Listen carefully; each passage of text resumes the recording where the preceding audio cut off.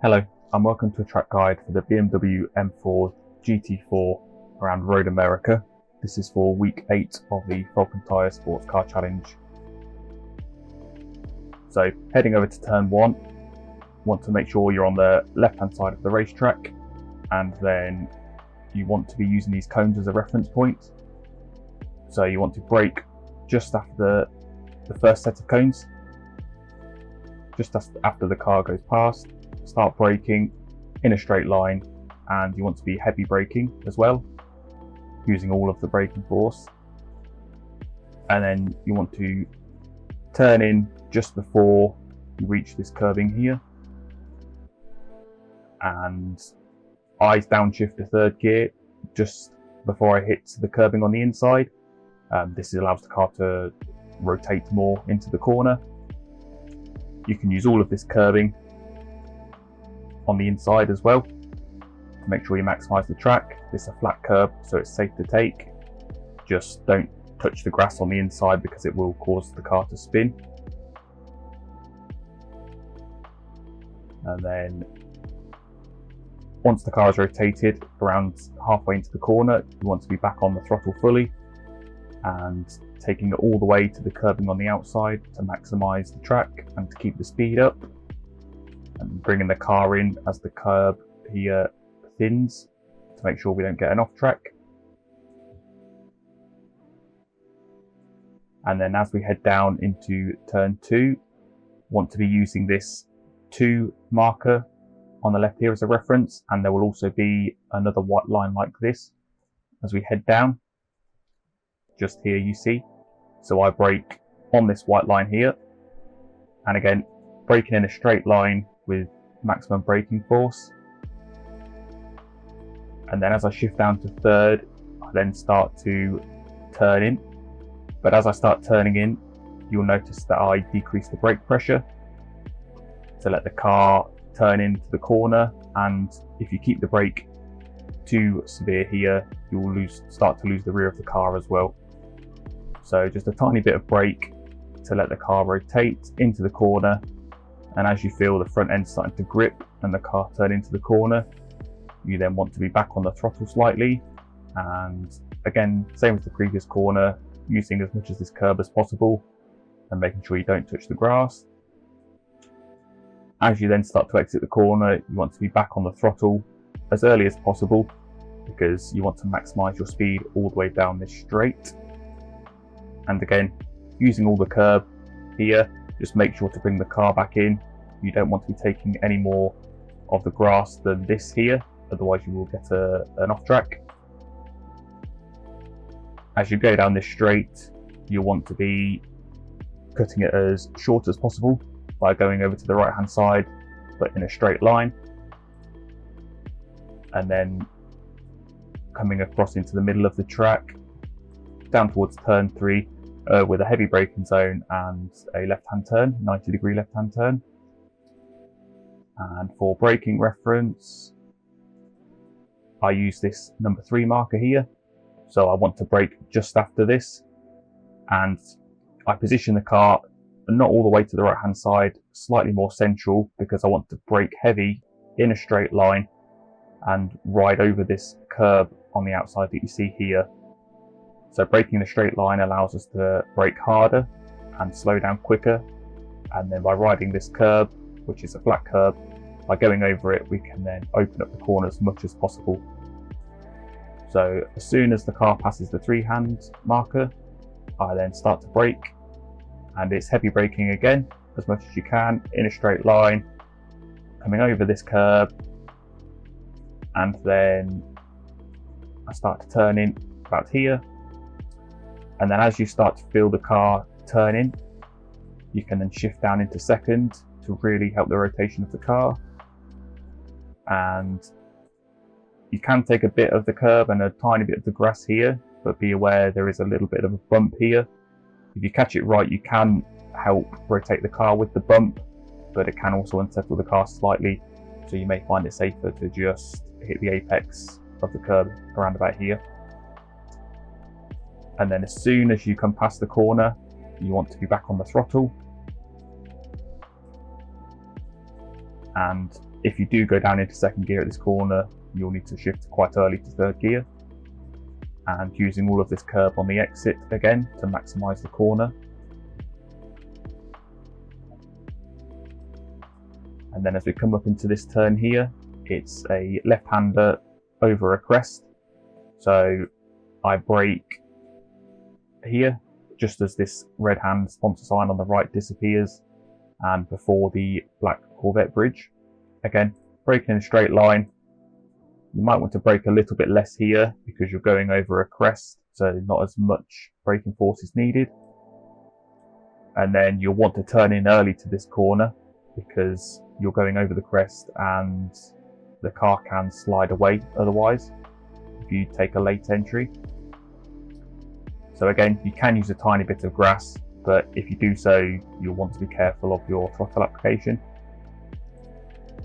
I keep it in third gear for this corner, and then I get on the throttle very early and then use that torque and the traction on the exit. And again, you do have some more curbing here that you can make use of, but you may, if you go too far out, you may find that it actually hinders your lap, and you'll need to make sure you get back onto the track before you get the 1x off track there. And then as we approach this fast right hand turn, you want to be using as much of the track as possible to maximize your speed through the corner. So I come over to the left here, and as soon as this bar on the windscreen crosses over the apex and the curb for the corner, I then start to turn in quite aggressively. And then I also, as I start turning in, lift to about half throttle, and then you can use this curb on the inside. It's fairly flat, it doesn't unsettle the car. You can use a little bit of grass, but not too much. If you go over half a car's width, you will get an off track. And be mindful that if you do put the wheels on the grass, it will have a tendency to lose some traction. But then as you hit the apex of the corner, you want to be back on throttle. So when you lift, you want to do it just before the corner. Be back on the throttle early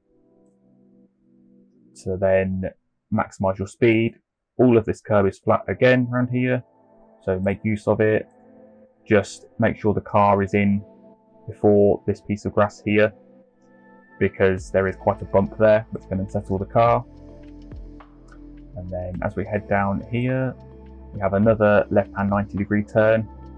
For braking reference, I brake just after the 3 board, and again you will notice there is a white line on the tarmac which you can use as a reference, but I wouldn't rely on these white lines because in a race, and if you're following a car, you may not see these white lines. So always make sure you learn where these marker boards are on the right hand side too. Again, heavy braking in a straight line, and then just as this curb on the right hand side disappears from the car's view, I then start to turn in, and as I turn in, starting to release the brake slightly.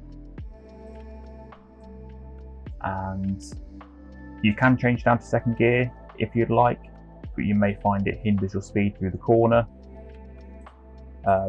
Personally, I prefer to stay in third gear and then just trail brake slightly into the corner. And then as soon as I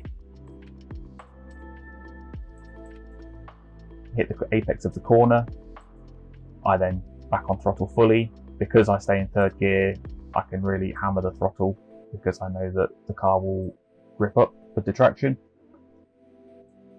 And then again, there's a bit of curb on the outside for you to play with. Just make sure you come back in before the grass. Now the next corner is a long sweeping right-hander, 180-degree corner where you want to be gentle with your pedal inputs and really maximize your line to get the most out of this corner. As we approach the corner, you want to bring the car over to the left-hand side and then take an early entry and come close to this white line on the inside.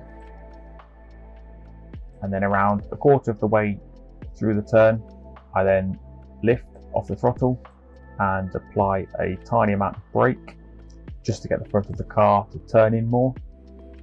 And as the car drifts drift into the middle, I then shift down into third gear. Again, this is to help the car rotate a bit more.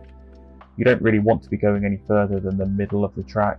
Any further out and you'll be losing time and you risk going off into the gravel. And you can also really scrub your tyres coming too far out and overheat your left front. As you then start to feel the car turn into the corner again, you want to pick up some of the throttle. Only around half throttle though, not too much, because if you go full throttle straight away, the car will have a tendency to understeer. And then as I start to feel the car turn in even more and get closer towards the white line, I then pick up full throttle here. You only want to go full throttle when you know and you're confident that you can make the rest of the corner without having to lift again. And then as you come towards this curve here, the road is banked here with some camber, so you can use that to your advantage. And then drift to the outside of the corner using all of this curb here to maximize your speed. And as we come to the kink, you want to be riding this curb, using as much of it as possible. And just as you come across the 1 marker, you want to lift and start turning in. Now, when I say lift, I would still leave a slight bit of throttle on just to keep the car stable, especially the rear. And then I start to pick up the throttle once I get central halfway along the curb. Again, you don't want to take the throttle too early, otherwise you will drift wide onto the grass. It's important to be quite committed in this corner though, to maximise your speed on this back stretch. You can use this curb because again it's flat, but do not take much of this grass, otherwise you will get an off track.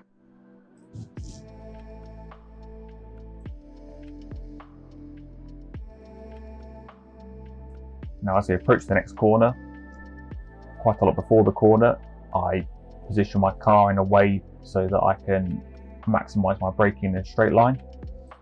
So I am more over to the right hand side of the track, and then I come across to the left so that I can have the car straight, and I brake just after the 4 marker that you see here, almost halfway between the 3 and the 4.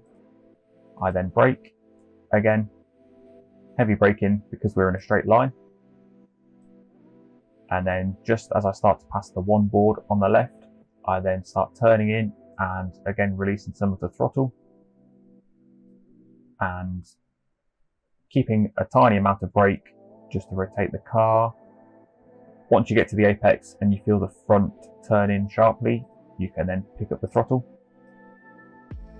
here, and you can go full throttle quite early on because there is a lot of curb on the outside. Just make sure to bring it in and don't clip too much of this grass, otherwise you'll get a 1x.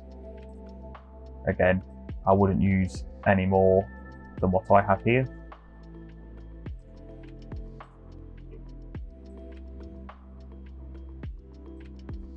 The next corner is a very fast left-hander over a slight crest. You want to be using all of this curb on the right hand side, and then turn in earlier than you may think, and I lift slightly because you can't make this corner full throttle in a GT4 car. So as you turn in, slight lift, you can use all of this curb here. There is a slight incline on this curb, but the car is still stable going over it. And then as I come off the curb, I'm then back to full throttle and drifting slightly wide. You can use a tiny bit of this additional tarmac on the outside here. Just don't go too far because you'll then compromise your line into the final corner, which is a right-hander. I position the car around 1/3 of the way from the left, and I use this change in colour of the tarmac here, this line, as my braking reference, and I brake just after it here. And then the reason I am roughly 1/3 away from the left hand side of the track is because I want to brake in a straight line here, and then just as I reach this outside curb, I then want to turn in. So braking in a straight line, again heavy braking, and then just as the car comes to this curb here, I then start to turn in whilst releasing some brake pressure to help the car rotate.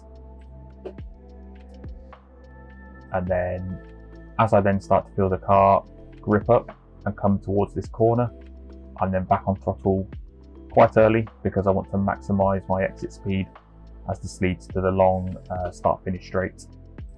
You can take this curb on the inside because it's fully flat,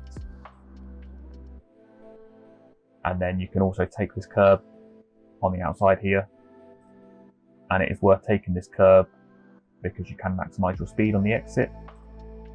Just make sure to bring it back before the grass again, and then run down to the finish line, and that is a lap of Road America. Thank you.